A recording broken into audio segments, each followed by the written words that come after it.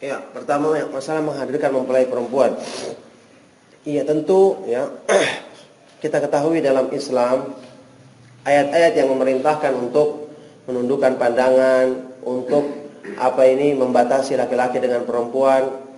Misalnya seperti ayat-ayat Al-Qur'an, wa idza sa'altumuhunna mata'an fas'aluhunna min wara'i hijab. Dzalikum athharu liqulubikum wa qulubihin, ya. Kalau kamu meminta kepada mereka, kepada kaum perempuan satu keperluan, maka mintalah dari balik hijab, balik tabir. Yang demikian itu lebih suci bagi hatimu dan bagi hati mereka. Ini semua menggambarkan kepada kita bahwa Islam sangat menjaga kesucian hati manusia dengan menghindarkan hal-hal yang bisa mengundang fitnah seperti ini. Oleh karena itu, kalau ingin mengadakan walimahan, kalau ingin menampilkan perempuan, maka biarlah dia di tempat perempuan sendiri dibikin hijab, kaum perempuan sendiri yang berkumpul di situ, kemudian laki-laki tersendiri. Nah, jadi kalau ingin mengucapkan selamat atau datang kepadanya, maka silakan kaum perempuan yang bertemu dengan perempuan, laki-laki yang bertemu dengan mempelai laki-laki. Itu yang pertama. Yang kemudian masalah membunuh binatang dalam hal ini tokek. Yang kedua, Ustaz, andai kata sudah dihadirkan, bagaimana sikap kita sebagai undangan atau kita tinggalkan majelis itu? Iya, kalau kita bisa nasihati maka itu lebih bagus. Kita bisa nasihati maka itu lebih bagus. Sampaikan kepada tuan rumah, mungkin dia belum paham, ya, sampaikan kepadanya tentang keutamaan hal ini dengan nasihat yang baik, dengan nasihat yang lemah lembut, maka itu semoga bermanfaat bagi dia. Kalau kita mampu melakukannya, maka itu yang terbaik. Kalau kita tidak mampu melakukannya, atau mungkin kita tidak tahan dengan fitnah tersebut, maka kita bisa meninggalkannya. Tapi setelah itu kita minta maaf kepada yang punya acara. Kita katakan, saya meninggalkannya karena yang saya ketahui ini tidak dibenarkan, maka sebaiknya jangan seperti ini lagi. Jadi tetap kita menjaga hubungan yang baik dengannya dan tetap kita mengingkari kesalahan tersebut. Nah, kemudian yang kedua, masalah membunuh tokek. Itu disebutkan keutamaannya dalam beberapa hadis yang sahih. Rasulullah SAW menyebutkan orang yang membunuh yang namanya wazak itu akan mendapatkan pahala. Kalau dibunuh satu kali lebih bagus daripada berkali-kali. Jadi semakin cepat dibunuh maka semakin bagus. Wazak ini disebutkan dalam beberapa penjelasan para ulama. Ada yang mengatakan, ada sebagian ulama yang memahaminya ini adalah ya cecak secara umum, ya gitu ya. Ada juga yang menjelaskan, dan saya pernah baca di kamus Al-Muhit atau kamus apa begitu, yang disebutkan dia artinya adalah Mu'jamul Wasit mungkin yang saya baca. Artinya adalah Zatul Abras Al-Masmum, ya. Kalau nggak salah begitu. Dia ini binatang yang berbintik-bintik, abros itu belang-belang, loreng-loreng begitu warnanya, ya. Kayak orang kusta begitu, ya. Dan samum, punya racun. Jadi wallahu a'lam bishawab, sebagian ulama mengartikan bahwasanya yang dimaksud dengan wazak di sini adalah bukan cecak tapi yang beracun jenisnya. Ya, yang saya pikirkan saat ini adalah tokek gitu ya, karena tokek itu jelas berbahaya kalau gigitannya, ya. Demikian kurang lebih yang jelas penjelasan yang difahami adalah seperti itu. Ada juga yang mengatakan ya termasuk cecak pengertiannya, sehingga ada sebagian masyayikh yang menyuruhnya untuk membunuh cecak karena berdasarkan hadis-hadis Nabi SAW ini. Dan masalah hikmahnya, kita ketahui setiap perintah Allah dan perintah Rasulnya SAW mesti ada hikmahnya. Kadang-kadang kita ketahui dan kadang-kadang kita tidak ketahui. Ya, sebagaimana hewan-hewan yang berbahaya lainnya kita diperintahkan untuk dibunuh karena bahayanya, seperti misalnya kalajengking atau hewan-hewan berbisa yang lainnya, ular dan sebagainya kalau kita lihat. Maka ini termasuk perintah yang disebutkan dalam hadis Nabi SAW, dan wallahu a'lam bishawab, jelas tokek adalah termasuk di dalamnya. Nah, mohon diulang keterangan tentang mempelajari ilmu tentang Allah Subhanahu wa taala itu zatnya saja sudah merupakan keutamaan sebelum kita mengamalkan saja. iya, ilmu tentang nama-nama dan sifat-sifat Allah itu adalah ilmu yang dipuji secara zatnya. Jadi ilmu ma'rifatullah itu yang benar, yaitu dengan memahami nama-nama Allah yang maha indah dan sifat-sifatnya yang maha terpuji, itu dipuji secara zatnya, dituntut secara zatnya. Matlubun bidzatihi. Nah, jadi kalau kita pelajari ilmu dalam agama itu kan tujuannya untuk diamalkan, ya kan? Sehingga ilmu itu dikatakan tidak bermanfaat sampai diamalkan. Ilmu-ilmu dalam agama. Contohnya orang mempelajari ilmu sholat. Kalau dia cuma pengetahuan saja, ya tidak ada Bisa jadi wala tercela bagi dia. Sampai dia amalkan, dia praktekkan sesuai dengan ilmunya, baru terpuji. Tetapi kalau ilmu tentang nama-nama dan sifat-sifat Allah yang maha indah, maha sempurna, itu dia itu memahaminya saja sudah merupakan keutamaan besar. Sudah merupakan kemuliaan besar. Nah, lebih-lebih kalau diamalkan konsekuensinya dengan kita beribadah kepada Allah. Jadi dengan pemahaman saja sudah merupakan keutamaan besar, lebih-lebih kalau diamalkan kandungannya, maka ini jelas keutamaan di atas keutamaan. Nah, begitu maksudnya.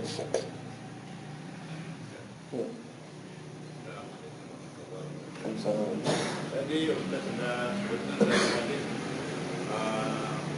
dalam ada waliyat qalb. Saya mengalami kebingungan dalam hal ini karena setahu saya yang bodoh ini qalb itu artinya jantung, tapi semua kitab-kitab menerjemahkannya sebagai hati. Apakah ini hanya kiasan atau memang karena jantung dan hati ini kedua-duanya ada dalam tubuh kita? Mohon penjelasan.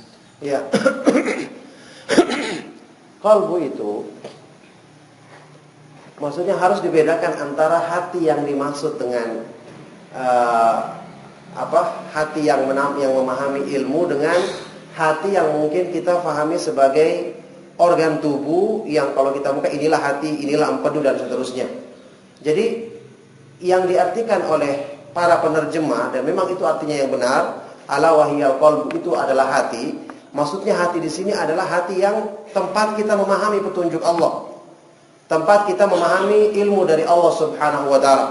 Sebenarnya ini cuma masalah istilah saja, masalah istilah. Memang orang-orang Arab kalau dia mengatakan jantung, kalau misalnya kita sembelih ayam, kita keluarkan jantungnya, akan dibilang ini hatinya, ini adalah qalbnya, maksudnya jantungnya, begitu loh. Tapi ini perbedaan dalam masalah istilah saja. Yang dimaksud dengan hati yang dikatakan dengan jika baik maka akan baik semua anggota badan, itu adalah hati yang di situ tempat memahami petunjuk Allah Subhanahu wa taala. Apakah mungkin dia itu berdekatan dengan jantung tempatnya, atau dia itu adalah jantung sendiri? Sebenarnya pengertiannya cuma digambarkan dalam bahasanya kita atau terjemahannya kita seperti itu. Ya, tentu tahu sendiri memang bahasa Indonesia itu kadang-kadang dalam hal menerjemahkan bahasa Arab tidak bisa mengungkapkan keseluruhannya. Dan saya pikir kedekatan antara hati sama jantung itu sangat-sangat dekat ya. Makanya kita sering bilang jantung hati misalnya. Si jantung hati ini menunjukkan dalam bahasa kita kedua hal ini adalah perkara yang sangat berdekatan. Dan masalah itu, masalah penggunaan istilah atau terjemahan seperti itu adalah karena keterbatasan mungkin bahasa kita untuk mengungkapkan terjemahan bahasa Arab tersebut. Nah. Ya. Assalamualaikum warahmatullahi wabarakatuh. Apakah boleh kita mengikuti sholat wajib dengan mendengar imam di dalam radio, dengan suara imam di radio? Ya, tidak boleh ya seperti itu. Jadi rekaman itu tidak boleh untuk diikuti. Kalau kita mengikuti imam dengan rekamannya itu tidak boleh, tidak diperbolehkan. Sebagaimana misalnya adzan di masjid diganti dengan rekaman saja, tidak diperbolehkan. Itu dilarang oleh para ulama. Di antaranya ada beberapa ulama yang berfatwa demikian seperti Syekh Muhammad Ibn Ibrahim Al-Syekh, mufti kerajaan Arab Saudi sebelum Syekh bin Baz ya. Masalah adzan dengan menggunakan kaset itu tidak boleh, karena adzan itu adalah ibadah yang harus ditunaikan langsung. Jadi kita berimam juga kepada kaset atau kepada video saja itu juga tidak diperbolehkan, karena kita diperintahkan untuk melaksanakan ibadah ini secara langsung. Kita berimam misalnya di hadapan orang yang di belakang imam yang langsung. Sebagaimana juga nanti ruqyah, misalnya kita meruqyah orang cuma dengan sekedar rekaman saja juga tidak sempurna, jelas. Lebih utama kita melaksanakannya sendiri. Sebagaimana kalau ada orang yang berpikir lebih parah lagi, misalnya tidak boleh dia misalnya dia merekam dirinya sholat, ketika tiba sholat zuhur diputar saja rekamannya, saya sudah sholat zuhur. Tiba sholat asar diputar rekamannya, saya sudah sholat asar. Sementara dia tidur saja, jelas ini tidak boleh ya. Meskipun dia melaksanakannya, saya lakukan ini rekamannya saya gitu. Ya.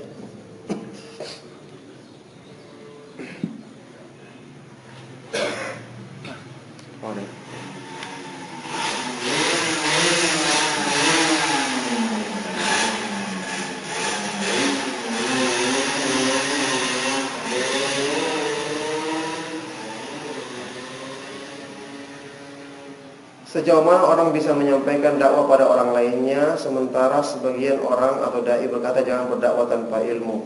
Ya. Maksudnya jangan berdakwah tanpa ilmu itu sesuatu yang kamu tidak ketahui dan belum pahami dengan benar, jangan disampaikan kepada orang lain. Kalau sesuatu yang sudah kamu pelajari dengan baik, kamu sudah pahami, ya sampaikan kepada orang lain. Itulah yang banyak disalahartikan oleh sebagian orang tentang makna hadis Nabi SAW. Balighu anni walau ayat, sampaikan kepadaku meskipun satu tanda. Dia mengatakan sudah, yang penting kita tahu satu ayat saja, kita harus sampaikan. Nabi SAW mengatakan di sini, sampaikanlah dariku. Dari Nabi itu maksudnya bukan cuma lafadznya yang kamu hafal, tapi maknanya juga.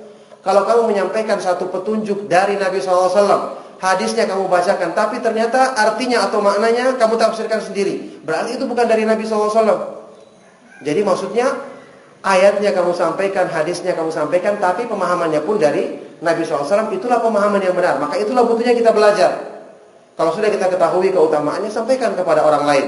Dan juga menyampaikan di sini kan jelas beda ketika antum menyampaikan posisinya sebagai seseorang yang jadi rujukan atau berfatwa, berceramah di depan umum, dengan sekedar menasihati biasa. Menasihati biasa kan bisa diskusi dan tidak perlu dengan sesuatu yang mendalam sekali. Cukup sampaikan apa adanya. Kemudian nanti kalau ada yang dibutuhkan bisa ditanyakan kepada orang-orang yang memahami masalah ini dengan benar. Nah, ya. Mengenai nisfu Sya'ban itu apakah ada hadisnya yang sahih? Sedangkan di dalam kitab fikih Rasid itu saya ketemu hadis Sahih Bukhari Muslim bahwa Rasulullah lebih banyak berpuasa dalam bulan Sya'ban. Kan kita dalam masyarakat ini kebanyakan baca Yasin segala macam di waktu setengah dari bulan Sya'ban. Iya. Jadi yang kalau hadis-hadis yang menyebutkan bahwa Rasulullah SAW banyak berpuasa di bulan Sya'ban itu hadis sahih, memang ucapannya Aisyah. Sehingga beliau SAW tidak berpuasa lebih banyak pada bulan setelah Ramadan melebihi Sya'ban. Oleh karena itu sangat dianjurkan di bulan Sya'ban itu banyak berpuasa pada waktu itu. Yang jadi masalah adalah seperti yang antum katakan tadi, orang-orang yang mengkhususkan ibadah-ibadah tertentu pada bulan ini tanpa dalil. Mengkhususkan ibadah-ibadah tertentu ini jelas tidak dibenarkan. Apalagi hadis tentang nisfu Sya'ban itu adalah hadis yang palsu. Hadis yang palsu dari berbagai jalannya. Anak sendiri dulu pernah mempelajarinya secara khusus dalam tentang masalah hadis ini. Dan memang ada perawi yang sangat terkenal suka berdusta yang memalsukan hadis ini, sehingga hadis ini dihukumi oleh para ulama sebagai hadis palsu. Maka tidak bisa diamalkan tentang keutamaan Sya'ban. Maka yang jadi masalah adalah di sini ketika seorang itu mengkhususkannya. Adapun kalau seandainya dia beribadah biasa, beribadah tanpa ada pengkhususan, tanpa ada mengkhususkan ibadah-ibadah tertentu, maka ini diperbolehkan dalam Islam. Apalagi kalau misalnya dia berpuasa dan yang jelas-jelas ini ada dalilnya, banyak berpuasa di bulan Sya'ban, maka ini diperbolehkan. Meskipun nanti ada hadis lain yang menjelaskan tentang dimakruhkannya berpuasa ketika menjelang akhir Sya'ban bagi orang-orang yang dikhawatirkan puasa itu akan melemahkan dia ketika bulan Ramadan. Jadi dikhawatirkan nanti kalau dia masuk bulan Ramadan dia lemah karena di akhir Sya'ban dia kurang mempersiapkan diri. Tetapi kalau orang itu sudah terbiasa dari memang itu rutinnya, maka itu diperbolehkan. Jadi hadis-hadis tadi ditujukan kepada orang-orang yang dikhawatirkan kalau dia terus berpuasa di akhir Sya'ban maka dia akan lemah sehingga mempengaruhi puasanya di bulan Ramadan. Nah. Apakah ada batasan kita untuk sholat di rumah ketika hujan? Dan yang kedua, apakah dalam sholat di rumah kemudian hujan itu boleh berjamaah dalam kondisi sendiri? Iya. Hadis-hadis yang menunjukkan tentang kebolehan salat di rumah ketika hujan itu adalah hadis-hadis yang sahih, yang di situ memang Nabi SAW ingin memberikan keringanan kepada umatnya. Cuma yang diperselisihkan oleh para ulama pertama, apakah yang dimaksud dengan hujan di sini adalah hujan secara mutlak atau hujan yang menimbulkan masyaqqah, keberatan. Kalau Syekh Utsaimin pendapatnya, beliau mengatakan hujan yang dimaksud di sini adalah menimbulkan masyaqqah. Sehingga apa saja yang menimbulkan kesulitan, bukan cuma hujan misalnya angin kencang yang membuat orang itu kalau keluar akan khawatir ya dikena sesuatu misalnya, maka dia boleh salat di rumahnya. Yang jelas yang menimbulkan masyaqqah, menimbulkan kesulitan. Ini pendapat beliau. Kalau pendapatnya ulama lain seperti Syekh Ali Hasan, dia mengatakan mutlak hujan. Yang penting namanya hujan secara kebiasaan, maka itu dikatakan bisa menjadi sebab untuk seseorang tidak melaksanakan salat berjamaah di masjid. Kemudian yang berhubungan dengan masalah menjamak salat. Yang Anda pahami selama ini, kalau kaidah asal kata Syekh Utsaimin rahimahullah taala, kaidah dasarnya salat itu dilaksanakan pada waktunya, kecuali kalau ada hajat. Buktinya apa? Nabi SAW waktu di Mina, waktu melaksanakan ibadah haji, beliau sebagai musafir waktu itu, beliau melaksanakan salat qashar, jadi salat zuhur 2 rakaat, asar 2 rakaat, isya 2 rakaat, tetap pada waktunya tanpa dijamak. Tanpa dijamak, tapi salat pada waktunya tapi diqashar. Karena kalau qashar itu lain dengan jamak. Kalau qashar itu memang berhubungan dengan safar, dan Nabi SAW tidak pernah meninggalkannya selama beliau safar. Beda dengan jamak. Nabi kadang-kadang melakukannya, kadang-kadang tidak. Maka kata beliau ini tergantung dari kebutuhan. Tetapi hukum asalnya salat itu dilaksanakan pada waktunya, karena kembali kaidah dasar. Inna sholata kanat 'alal mu'minina kitaban mauquta. Salat itu adalah kewajiban yang ditetapkan waktunya bagi orang-orang yang beriman. Jadi beliau mengatakan kalau tidak ada hajat maka diperbolehkan. Meskipun dalam hal yang berhubungan dengan uzur hujan itu kita ketahui ada hadisnya Ibnu Abbas yang terkenal, yang di situ Rasulullah SAW menjamak salatnya dalam beberapa kesempatan karena ada uzur termasuk hujan di antaranya, yang beliau katakan arada alla yuhrija ala ummatihi alla yuhrija ummatahu, Nabi SAW tidak ingin memberatkan umatnya. Maka dalam hal ini menjamak yang disyariatkan ketika hujan adalah ketika bukan kita sendirian di rumah, tetapi kita misalnya melaksanakan salat berjamaah di masjid, kemudian turun hujan dan imam berijtihad, ya, dia memandang bahwa maslahatnya atau kita perlu untuk menjamak, maka imam memerintahkan untuk di qomat lain, kemudian mereka melaksanakan salat jamak, digabung antara misalnya maghrib sama isya atau zuhur sama asar. Ini diperbolehkan dan kembali kepada ijtihadnya imam rawatib, karena dia yang melihat kemaslahatan dan dia yang menentukan hal ini. Termasuk maslahatnya misalnya sunnah ini banyak dilupakan orang, enggak apa-apa dia melakukannya. Dibilang karena ini sunnah kita laksanakan jamak, enggak apa-apa. Jadi diperbolehkan. Yang saya ketahui itu. Dan adapun kalau dia menjamak di rumah ini, saya belum mengetahui dalilnya atau penjelasan kuat tentang masalah ini. Yang saya ketahui kata Syekh Utsaimin tadi, kaidah dasarnya salat itu dilaksanakan pada waktunya, ya. Kalau tidak ada keperluan maka kita tidak boleh menjamaknya. Meskipun ya kalau sunnah Nabi SAW juga menyebutkan kadang-kadang kita perlu atau ada hajat, kayak orang yang misalnya dia setelah salat zuhur, ya, dia ingin safar, yang dia perkirakan nanti safarnya memakan waktu banyak sampai di tempat tujuannya mungkin sudah maghrib, boleh dia melakukan jamak takdim. Setelah zuhur dia laksanakan salat asar lagi, dia qomat, ya. Ini diperbolehkan karena ada hajat atau keperluan. Atau misalnya dia terpaksa harus menunggu orang yang sakit. Yang orang sakit ini tidak boleh lama ditinggal, maka dia bisa menjamak karena keperluan ini sekali-sekali dan tidak sering-sering. Atau misalnya ada dokter yang ingin melakukan operasi yang panjang waktunya, jelas tidak mungkin dia berhenti di tengah-tengah, maka dia bisa menjamak takdim atau jamak ta'khir. Ini keperluan-keperluan yang jelas dibutuhkan dalam syariat untuk memperbolehkan keringanan-keringanan atau rukhsah-rukhsah tersebut untuk kita laksanakan. Ya mungkin sudah cukup ya, saya minum lewat. Kita akhiri sallallahu wasallam wa baraka ala nabiyina Muhammadin wa ala alihi wa ashabihi wa man tabi'ahum bi ihsan ila yaumiddin. Wa akhiru da'wana alhamdulillahi rabbil alamin. Subhanakallahumma wa bihamdika asyhadu an la ilaha illa anta astaghfiruka wa atubu ilaik. Assalamualaikum warahmatullahi wabarakatuh.